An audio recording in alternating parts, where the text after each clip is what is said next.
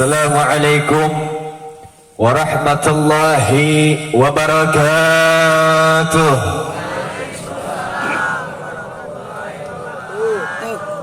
Bismillah walhamdulillah wala hawla wala quwwata illa billah. Asyhadu an la ilaha illallah wahdahu la syarika lah, wa asyhadu anna Muhammadan abduhu wa rasuluh la nabiyya ba'da. Allahumma salli wa sallim ala sayyidina wa habibina wa syafi'ina wa maulana nabiyyina Muhammadin sallallahu alaihi wasallam wa ala alihi wa sahbihi wa mawalah wa ba'd. Ahiba'il kiram, alhamdulillahi rabbil alamin. Pada malam hari ini kita semua berkumpul bersama orang-orang saleh yang sama kita cinta dan kita muliakan. Sayyidul Walid ad-da'i ilallah, al-mujahid fi sabilillah, al-alim ayahanda saya Al-Habib Fuad bin Ahmad Al-Attas. Kita doakan semoga beliau senantiasa Allah berikan kekuatan istiqamah, Allah panjangkan umurnya, Allah sehatkan jasmani rohaninya, Allah berikan kebahagiaan dunia hingga akhirat. Amin ya rabbal alamin. Begitu juga kakanda saya Al-Habib Hamid bin Fuad Al-Attas, adinda saya Al-Habib Salih bin Fuad Al-Attas, begitu juga Al-Habib Rizki bin Fuad Al-Attas, dan juga kepada segenap panitia penyelenggara yang senantiasa bekerja keras untuk mensukseskan acara ini. Kita doakan juga semoga beliau semua senantiasa Allah berikan keberkahan di dalam setiap langkah perjuangannya. Begitu juga kepada para alim ulama, para kiai, para ustadz, terkhusus guru kita semua Al-Mukarram Al-Muhtaram Al-Ustadz Abdul Manat, dan juga Al-Ustadz Abdurrahman, dan juga panitia penyelenggara, yaitu yang termasuk Arifin dan segenap hadirin wal hadirat, kaum bapak, kaum ibu, para pemuda-pemudi Islam, para pecinta dan perindu baginda Nabi besar Muhammad sallallahu alaihi wasallam yang selalu dimuliakan oleh Allah Subhanahu wa taala. Saudara-saudara yang dimuliakan oleh Allah Subhanahu wa taala, bersyukur kita kepada Allah Subhanahu wa taala yang dimana pada malam hari ini kita semua berkumpul di tempat yang penuh keberkahan dalam rangka memperingati hari yang besar, suatu peristiwa yang besar yang menyangkut seorang manusia yang besar, yang dididik dan dibesarkan oleh yang maha besar, ialah peristiwa peringatan Maulid baginda Nabi besar Muhammad sallallahu alaihi wasallam. Saudara-saudara yang dimuliakan oleh Allah Subhanahu wa taala, inna afdal layali huwa lailatul maulidis syarif, summa lailatul qadar, summa lailatul jum'ah wal akhir.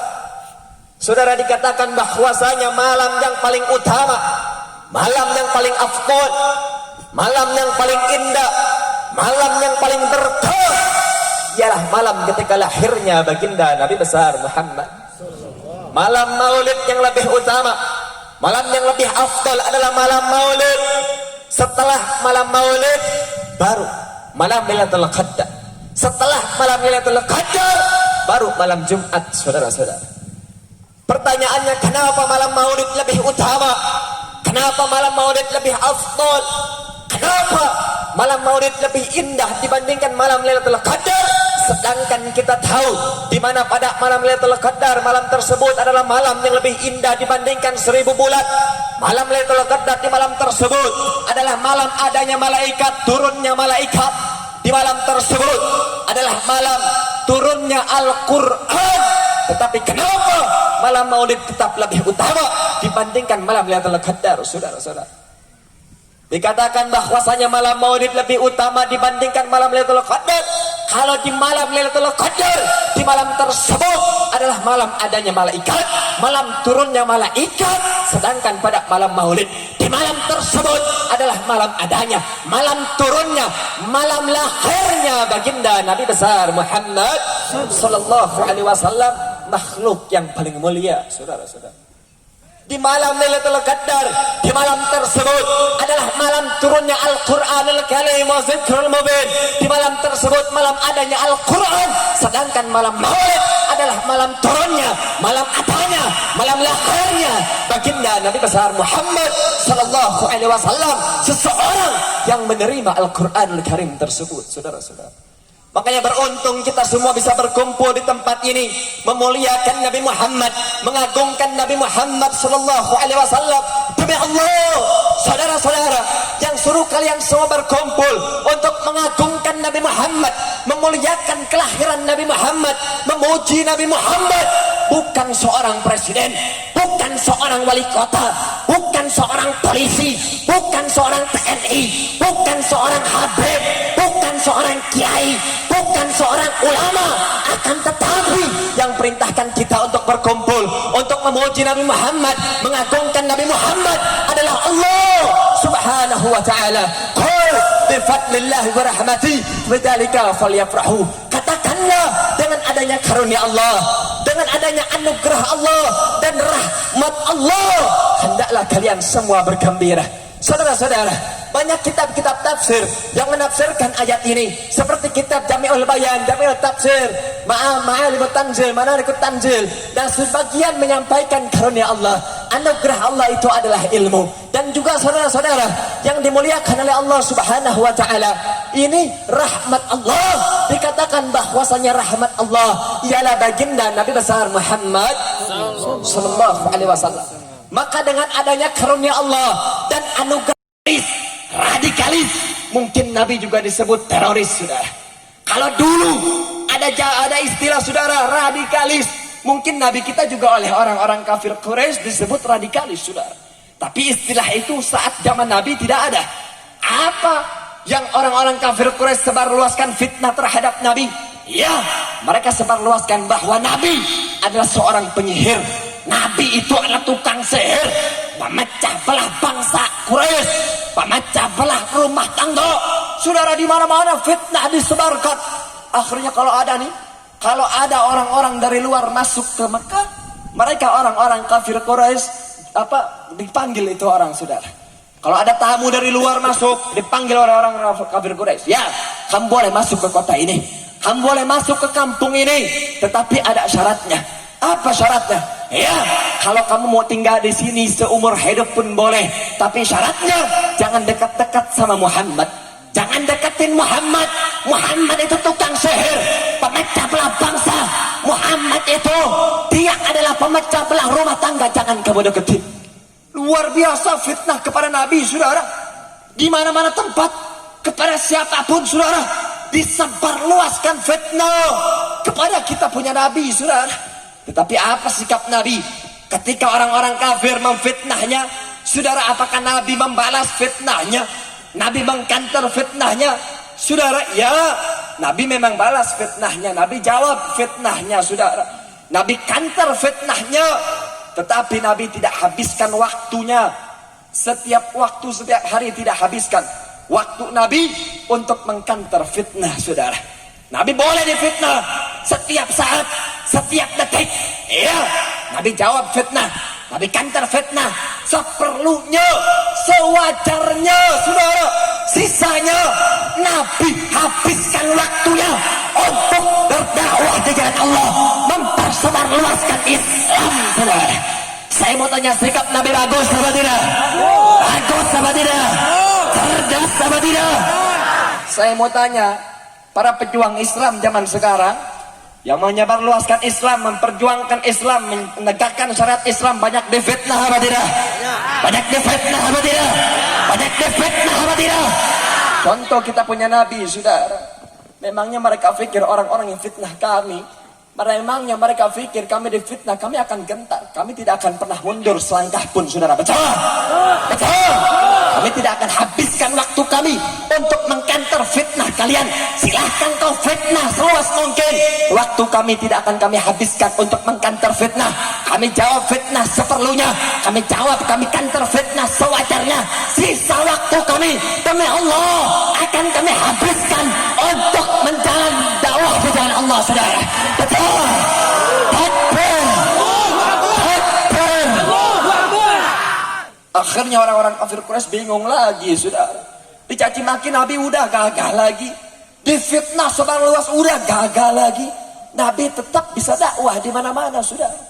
Akhirnya mereka mencari cara lain. Bagaimana caranya Nabi Muhammad ini tidak bisa lagi dakwah?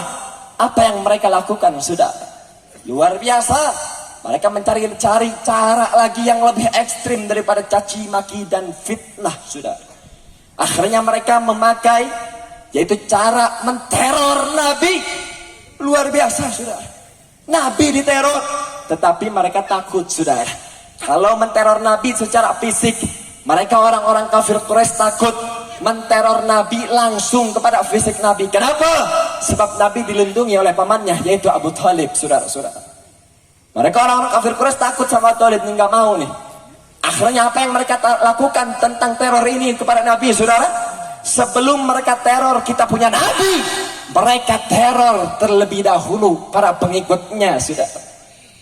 Bilal bin Rabah, kecintaan Nabi Muhammad, dan bagaimana sahabat Nabi ini, pengikut Nabi ini yang cintanya begitu berat kepada Nabi Muhammad, diseret oleh orang-orang kafir, saudara, di tengah padang pasar, dilentangkan, diinjakkan, saudara, bahkan dipukuli, ditindih oleh batu yang besar supaya Bilal bin Rabah keluar dari Islam, saudara. Tetapi Bilal bin Rabah, saudara, tidak goyah sedikit pun. Ya, Bilal boleh, saudara, miskin harta, Bilal boleh miskin ekonomi, tetapi Bilal tidak miskin imannya kepada Allah dan Rasulnya. Bilal tidak miskin keyakinannya kepada Allah dan Rasulnya. Bilal hanya menjawab Allahu ahad, ahad, ahad, saudara. Boleh badannya ditindih oleh batu yang besar, tetapi imannya tidak goyang sedikit pun, saudara. Dan sahabat yang lainnya diteror, bahkan ada yang dibuat buta kedua matanya, saudara. Bahkan ada yang diseret kedua orang tuanya di hadapan sahabat Nabi supaya sahabat Nabi murtad keluar dari Islam, saudara. Gak sampai di situ, sahabat Nabi yang dimana dihadapkan kepada kedua orang tuanya, saudara, dia tidak mau, sahabat Nabi tidak mau keluar dari Islam, tidak mau murtad dari Islam. Akhirnya kedua orang tuanya di hadapannya, saudara, diseret, saudara, yaitu diseret kemudian dibunuh oleh orang-orang kafir, saudara. Luar biasa.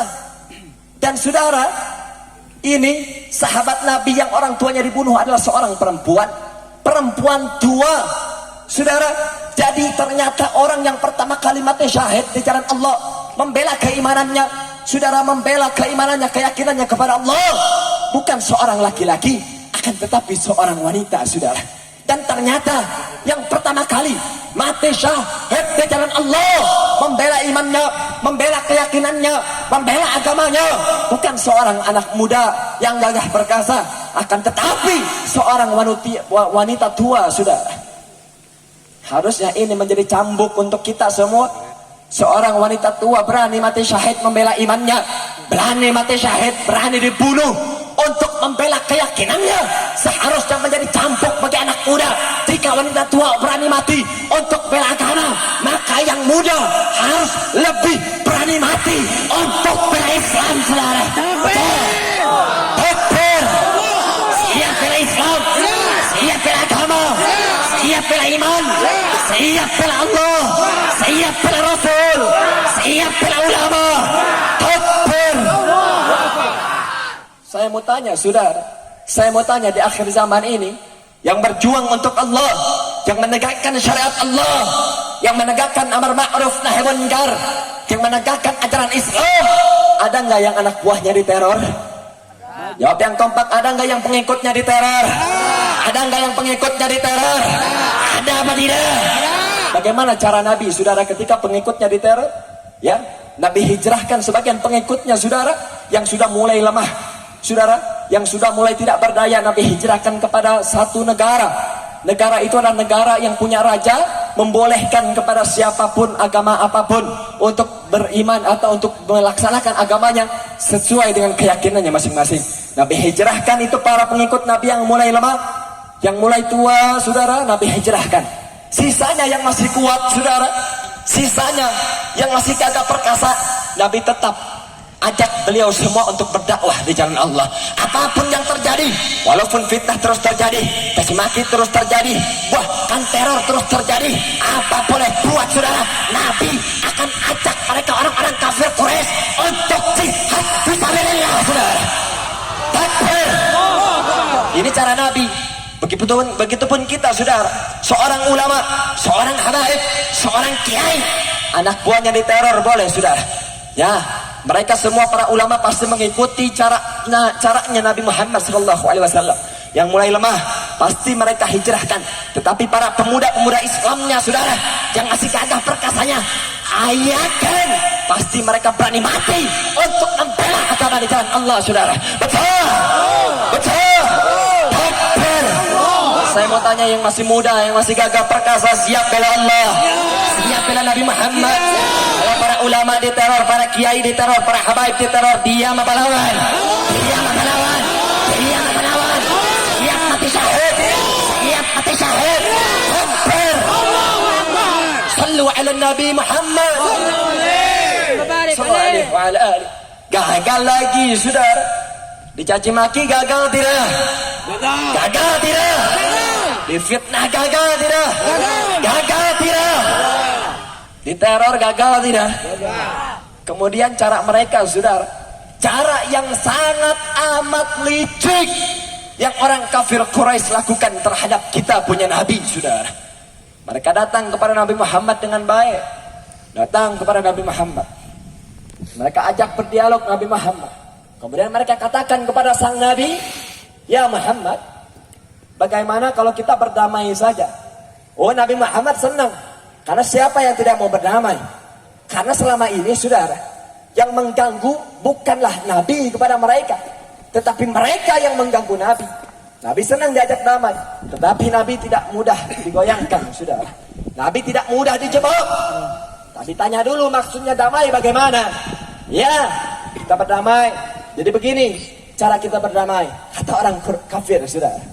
Saat ini kita semua para penduduk yang ada di Mekah ini, semua kita rame-rame sembah Allah hari ini. Rame-rame sembah Allah.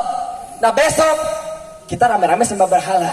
Besoknya lagi rame-rame sembah Allah lagi. Besoknya lagi rame-rame sembah berhala lagi. Saya mau tanya, ngaco tidak? Ngaco. Ngawur tidak? Ngawur. Artinya tawaran mereka adalah mempercampur aduk agama, saudara. Saya mau tanya, di akhir zaman ini yang mempercampur aduk agama ada apa tidak? Ada. Ada apa tidak? Ada. Apa yang dikatakan Nabi saat ditawarkan seperti itu, saudara? Nabi katakan sesuai dengan firman Allah Subhanahu wa taala, lakum dinukum waliyadin, saudara. Agamamu bagi agamamu, agama kami bagi agama kami. Haram hukumnya mempercampur aduk agama, saudara. Betul. Jadi kalau saat ini kalau ada yang percampur aduk agama, di bulan Ramadan dia puasa, Syawal Lebaran, saudara, tetapi Desember dia Natal, saudara. Ada apa tidak? Ada. Ada apa tidak? Ada.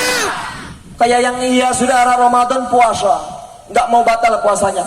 Desember tahun baru ikut Natal, saudara. Ngawur tidak? Ngawur tidak? Nggak boleh, saudara, kita ucapkan selamat Natal, saudara. Nggak boleh. Kenapa? Sebab artinya Natal adalah memperyakinkan hati ini, yaitu mengaku sebagai Tuhan, Yesus Kristus sebagai anak Tuhan, saudara. Na'udzubillah. Nggak boleh, saudara. Biarkan mereka yang Natal, saudara, biarkan. Jangan umat Islam ganggu siapapun yang Natal, saudara. Tetapi kalau mereka ajak kita Natal, terus mereka harus mengucapkan kita Natal, nggak boleh, saudara. Haram mempercampur aduk agama, saudara.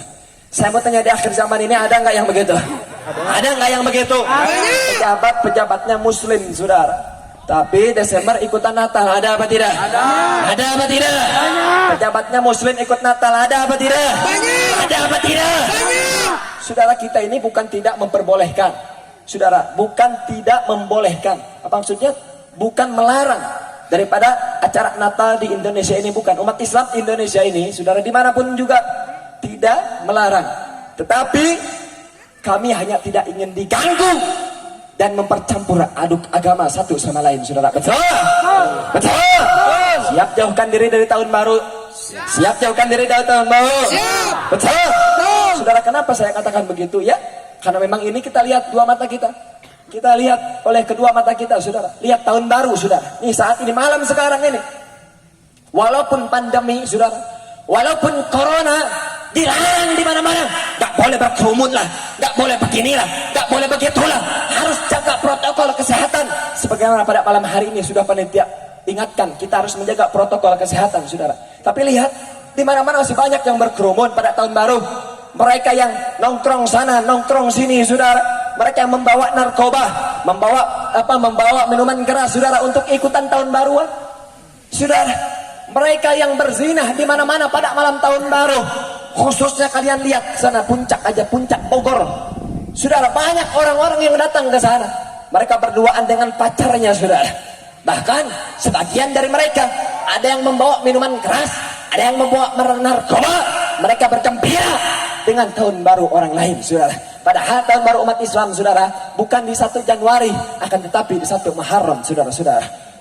Nah, yang jadi pertanyaannya, saudara, kalian tahu, wahai ibu, apakah engkau tahu, wahai bapak, mereka yang lebih banyak di antaranya yang merayakan tahun baru, mereka bukanlah orang-orang kafir, bukan orang-orang Buddha, bukan orang-orang Kristen, akan tetapi kebanyakan di antara mereka yang pada malam tahun baru mereka bergembira, mereka mabuk, mereka zina, dolalah, syariat, muhalafat, maksiat, ikut bergembira di tahun baru. Bukan orang Kristen, bukan orang Buddha, kebanyakan adalah abdal muslimin, putra putri Islam kita, saudara. Betul? Betul? Saya mau tanya, putra putri Islam, saudara, remaja-remaja Islam yang mengaku cinta kepada Nabi, tetapi tahun baru mereka keluar, mereka berzina, mereka mabuk. Kemudian mereka yang mengaku Islam, mengaku cinta kepada Nabi, tetapi tahun baru mereka ikutan, saudara. Tahun baru orang lain mereka bergembira. Munafik tidak? Munafik tidak? Munafik tidak? Tidak boleh dibiarkan, saudara. Kalau mau bergembira, bergembiralah pada tahun baru kita sebagai umat Islam, saudara. Kenapa tahun baru Islam sepi, saudara?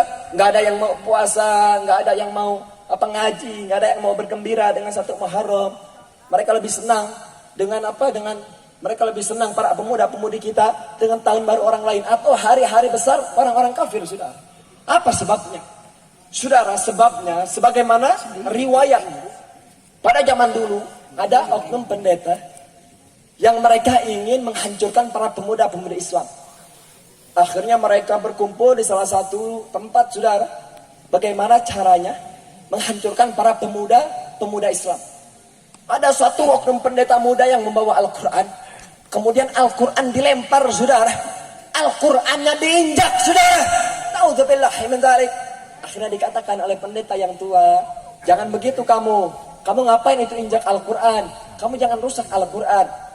Kalau kamu injak Al-Quran, kalau kamu bakar Al-Quran, kamu rusak Al-Quran. Para pemuda-pemuda Islam bukannya hancur. Mereka para pemuda-pemuda Islam bukannya hancur, tetapi mereka akan semakin bersatu membela Al-Quran. Sebagaimana contohnya, saudara, dulu ada kasus seorang pejabat melecehkan Al-Quran, saudara. Akhirnya dari yang muda maupun yang tua, yang pondok pesantren maupun yang preman, saudara, ketika Al-Qurannya dilecehkan, mereka berkumpul di bawah langit Jakarta untuk membela Al-Quran, saudara. Betul? Akhirnya kata pendeta yang muda, kalau bukan dengan dirusak Al-Quran, kalau bukan dengan diinjak Al-Quran, dibakar Al-Quran, dengan cara apa kita harus menghancurkan para pemuda Islam? Caranya bukan dengan rusak atau bakar Al-Quran, akan tetapi caranya bagaimana ini Al-Quran jauh dan tidak ada di dalam hati-hati mereka. Kalau para pemuda-pemuda Islam tidak ada Al-Quran di dalam hatinya, Al-Quran ya memang mereka beli, tetapi mereka simpan dalam lemari sehingga Al-Qurannya berdebu, tidak lagi mereka baca, tidak lagi mereka buka, lebih sibuk kepada Facebooknya, sibuk kepada Instagramnya, sibuk kepada aplikasi videonya, sibuk kepada Twitternya, sibuk kepada Androidnya, sehingga Al-Qurannya dilupakan. Maka ketika Al-Quran tidak ada dalam hati anak-anak pemuda, ketika Al-Quran jauh dalam hati anak-anak pemuda, maka saat itulah orang-orang kafir memenangkan kemenangannya, saudara-saudara. Na'udzubillah min dzalik. Tetapi selama Al-Quran ada dalam hati kita, Al-Quran terus kita baca, terus kita amalkan, maka tidak ada kemenangan satu langkah pun bagi orang-orang kafir. Saudara baca. Kalau begitu siap jaga Al-Quran, siap baca Al-Quran, siap terus amalkan Al-Quran. Takbir, takbir. Sallu ala Nabi Muhammad. Yang harus kita ingat juga adalah seorang pemuda-pemuda Islam ini adalah generasi untuk masa depan, saudara. Subhanallah yum rijalul qad. Pemuda-pemuda saat ini adalah generasi untuk masa depan. Wahai para pemuda-pemuda Islam, tidakkah kau lihat kita punya negeri Indonesia yang kita cinta, saudara, saat ini sedang mengalami krisis akhlak, saudara. Tidaklah engkau pahami, tidaklah engkau sadari. Bukalah mata kalian, wahai para pemuda. Indonesia krisis akhlak, tidak lagi menegakkan akhlak, tidak lagi menilai norma-norma akhlak. Tidak kau sadari bahwa Indonesia saat ini mulai kacau. Pejabat-pejabatnya mulai banyak yang bisa disogok, ulama-ulamanya mulai bisa banyak disogok untuk menghalalkan segala cara agar Islam binasa, agar Islam hancur. Wahai para pemuda-pemuda Islam, kebangkitan negara Indonesia ke depan ada pada tangan-tangan kalian, wahai pemuda.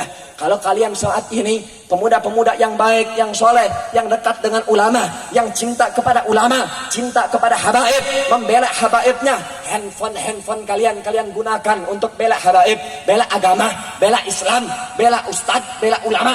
Handphone kalian gunakan hanya tidak untuk main game saja, hanya tidak untuk memakai aplikasi-aplikasi yang tidak jelas saja, tapi kalian gunakan sebagai jihad di jalan Allah, dakwah di jalan Allah, melawan kezaliman, melawan fitnah yang disebar luaskan melalui media. Kalau kalian semua kaki-kaki kalian langkahkan menuju kemenangan, menuju kebaikan. Kalau kalian semua para pemuda-pemuda Islamnya baik berada di pengajian, setiap minggunya ikut madrasahan, setiap harinya ikut majelisan, ngaji di madrasahnya. Kalian para pemuda-pemuda Islam semuanya bersatu padu bersama ulama menjadi para pemuda yang baik, pemuda yang soleh.